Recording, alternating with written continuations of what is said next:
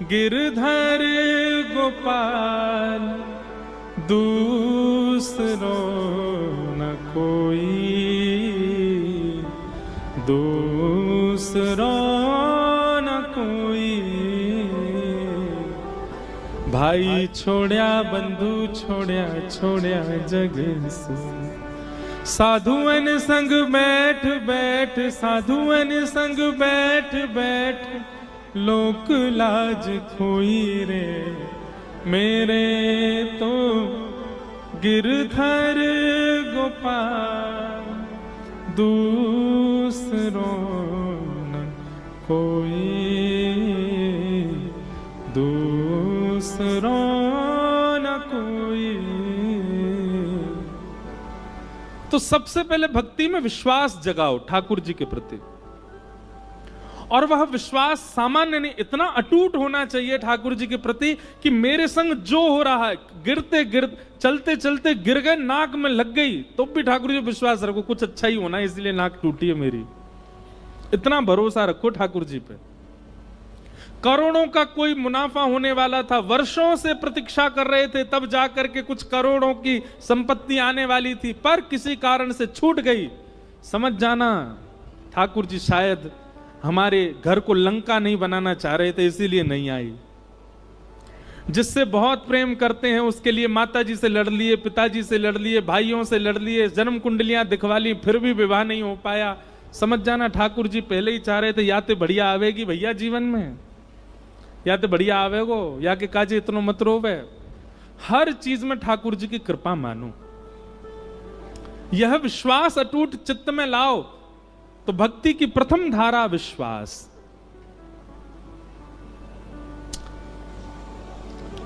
पूज्य मलुकपीठ वाले महाराज जी कथा हम चलते फिरते सुनते रहते हैं, कुछ ना कुछ नवीन भाव मिलता है।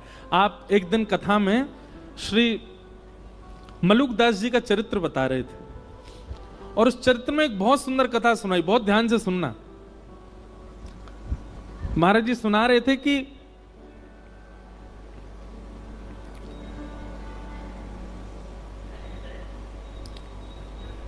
कोई प्रवचन कर रहा था, तो प्रवचन में अनेक लोग बैठे थे। उसी में श्री मलुकदास जी अपनी युवावस्था में जब घर आदि का त्याग नहीं किया था, तो वहीं प्रवचन बैठ करके सुन रहे थे। तो प्रवचन सुनते सुनते लोग बाग आपस में चर्चा करने लगे। बोले ये बाबा को बस चले तो ये हमारे काम धंधा छुड़वा के बस यही कहेगो राम राम जपो, ठाकुर जी का नाम जपो, तिलक लगा करके केवल भक्ति भाव में रहो। अरे कर्म नहीं करेंगे तो दाल रोटी राम जी खिला जाएंगे क्या? कर्म नहीं करेंगे हमारे घर परिवार को राम जी चला जाएंगे क्या? ये भी कथा वक्ताओं पे कोई काम नहीं है, बस एक ही बात कहते हैं, जहां ले चलोगे वहीं मैं चलूंगा। ठाकुर जी जहां ले चलेंगे, ऐसे थोड़ी होता, कुछ अपने बुद्धि विवेक से भी तो करना पड़ेगा। ऐसे लोग चर्चा कर रहे थे और मलुकदास जी बैठ करके सुन रहे थे। तो मलुकदास जी अपनी युवावस्था में थे, उन्होंने उठ करके जो व्यास मंच पर व्यास जी थे उनसे कहा, बोले देखिए व्यास जी आप बहुत अच्छी बात बता रहे हैं, आप कह रहे हैं राम नाम ही सर्वस्व है, भगवान नाम ही सर्वस्व है, कथा ही सर्वस्व है, लेकिन कर्म भी तो प्रधान है। इन गांव वाले लोगों की बात भी गलत नहीं है, अगर हम कर्म नहीं करेंगे तो खाएंगे पिएंगे कैसे? सुंदरकांड भी कहती है देव देव आलसी पुकारा, देवताओं के भरोसे जो पड़ा रहता है कर्म नहीं करता वो आलसी कहलाता है। अगर हम कुछ ना करें केवल राम राम जपें तो राम जी हमारा घर थोड़ी चला देंगे, और घर चलाना बहुत दूर की बात, हमको रोटी राम जी थोड़ी खिला देंगे, वो तो हमको खुद ही खानी पड़ेगी, खुद ही मेहनत करनी पड़ेगी। व्यास जी ने कहा देखो भैया आपकी बात हम उसको प्रणाम करते हैं, पर अगर किसी के चित्त में अखंड विश्वास हो ठाकुर जी के प्रति, और ठाकुर जी के प्रति कोई संबंध उसका स्थापित हो गया हो, और वो ठाकुर जी पर इतना भरोसा कर ले, इतना विश्वास कर ले कि श्री राम जी ही मेरे सर्वस्व हैं, वो कुछ ना करे राम राम जपे, राम जी खिलाएंगे उसको। पहले बात तो सुन लो, ताली पहली बजा देते हो, पहले कथा तो पहले आगे बढ़ने दिया करो। व्यास जी ने मलुकदास जी, तो मलुकदास जी बोले ठीक है। मैं अटूट विश्वास के साथ आज से राम नाम जप में बैठ रहा हूं, और मैं गांव में नहीं बैठूंगा, मैं जंगल में जाऊंगा, और जंगल में भी बीहड़ जंगल में जाके बैठूंगा जहां मुझे कोई नहीं जानता हो, कोई नहीं पहचानता हो, जहां पर हिंसक जीवों के अलावा कोई आता ही ना हो। देखता हूं कि राम जी मुझे खिलाएंगे कि मुझे किसी जानवर को खिलवा देंगे। सब गांव के लोग बोले भैया अब प्रमाणित हो जाएगा कि राम नाम और भक्ति भाव ये प्रमाणित है कि नहीं। मलुकदास जी वन में गए और बीहड़ वन में गए। वहां पर एक विशाल वट का वृक्ष था, आसपास दूर दूर तक किसी के आने जाने का कोई मतलब ही नहीं था। एक सामने नदी बह रही थी।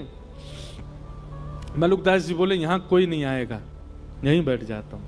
और वृक्ष के ऊपर एक डाल के ऊपर बड़ी सी डाल थी, उसके ऊपर मलुकदास जी बैठ गए और राम राम राम राम जपने लगे।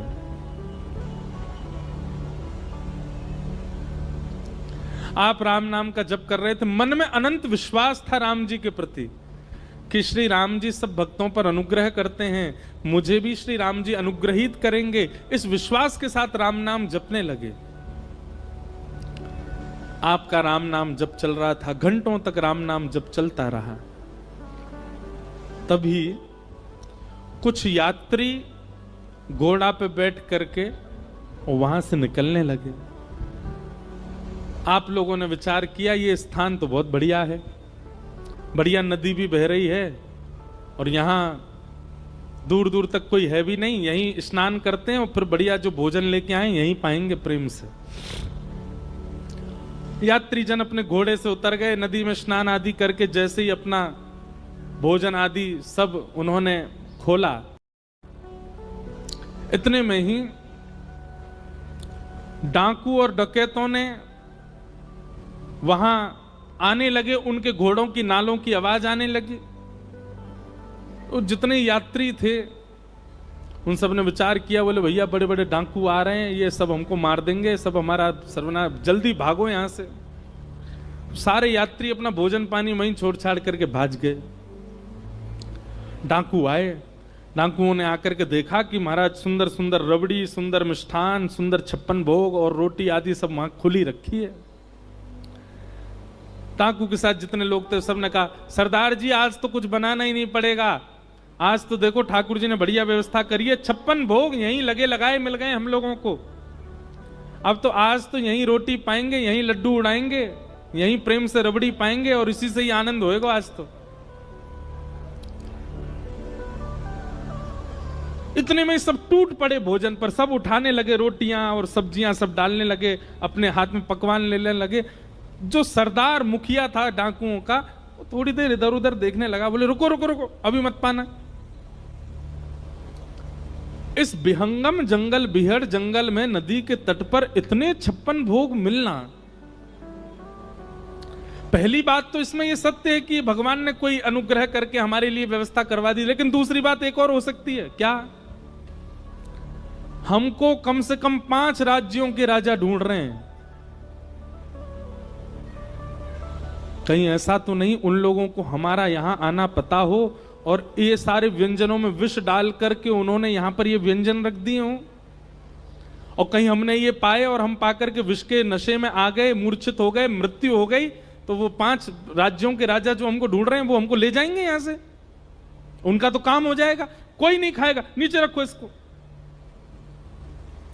संग वाले बोले महाराज बहुत दिन से रबड़ी नहीं पाई, देखो गुलाब जामुन नहीं पाई, खान देने बोले नहीं नहीं नहीं नहीं हम ऐसे नहीं खा सकते। एक काम करो, अपनी टोली से बाहर का जो हो, जो हमारी टोली से बाहर का ऐसा कोई राह चलता मिल जाए उसको पकड़ लाओ, उसको पहले खिलाओ, उसको खिला करके देखेंगे अगर इसमें विष हुआ मर जाएगा, पता चल जाएगा, नहीं हुआ तो हम भी पालेंगे।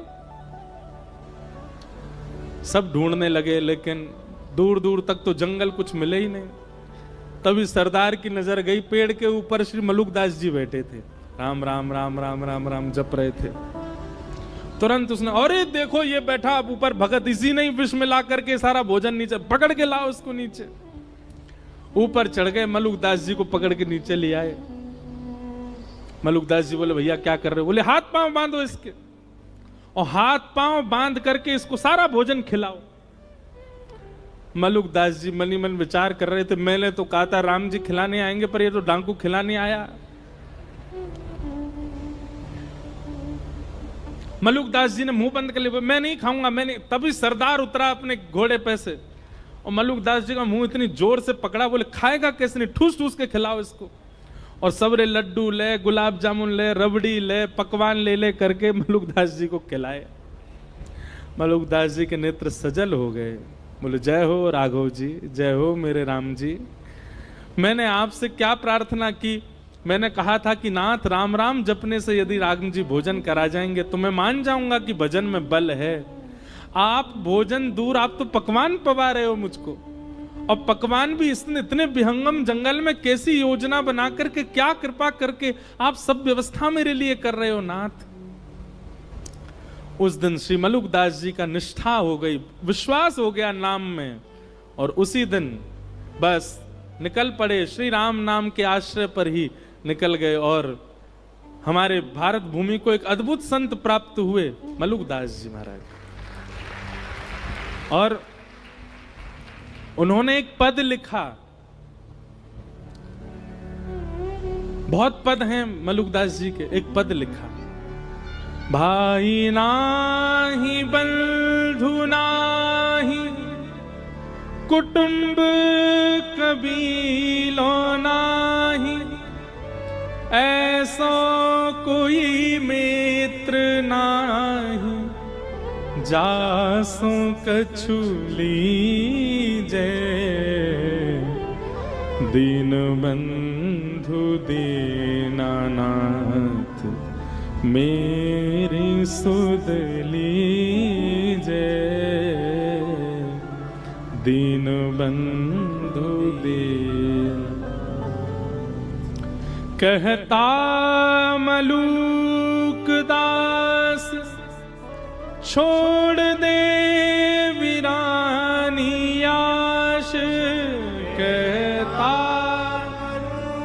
मलुकदास छोड़ दे वीरानी आश। मलुकदास जी कह रहे हैं दूसरों से आशा छोड़ दो, किसी से आशा मत रखो, आशा ही परमम दुखम। अरे खुद से भी कोई आशा मत रखो। कहता मलुकदास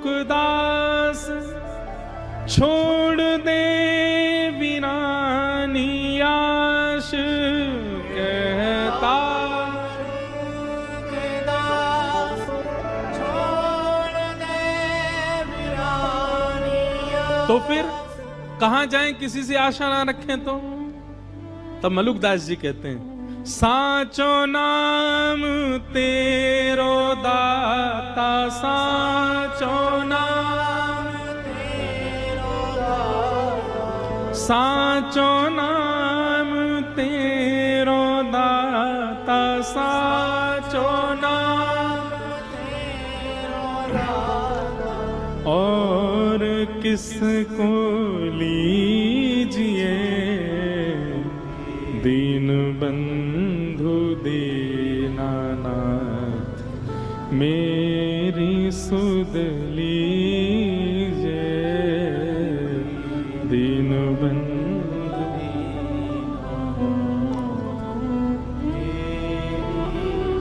तो भैया 3 बातों की गांठ मान लीजिए। सबसे पहला विश्वास, ठाकुर जी के प्रति इतना अटूट भरोसा कर लो कि बस अब उतना विश्वास किसी पे है ही नहीं, बस ठाकुर जी सर्वस्व हैं। मेरे संग जो हो रहा है, मेरे परिवार के साथ जो हो रहा है, वो सब ठाकुर जी मेरी श्रेष्ठता के लिए कर रहे हैं। मेरे पैर में चोट लगी, मुझे घाटा हुआ, मेरा ये छूट गया, मुझे ये मिल गया, कोई भलाई होगी मेरी। आप विश्वास मानिएगा,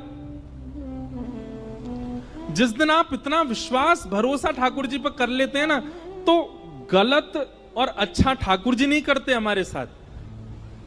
पर जब हम हर क्रिया को ठाकुर जी की प्रसाद समझने लग जाते हैं, तो ठाकुर जी की दृष्टि पड़ती है। देखो कुछ भी हो रहा है इसके साथ, लेकिन ये फिर भी यही मानता है कि मेरी कृपा है। तब ठाकुर जी अनुग्रह करते हैं, दृष्टि भर के देख लेते हैं और सब मंगल होने लग जाता है।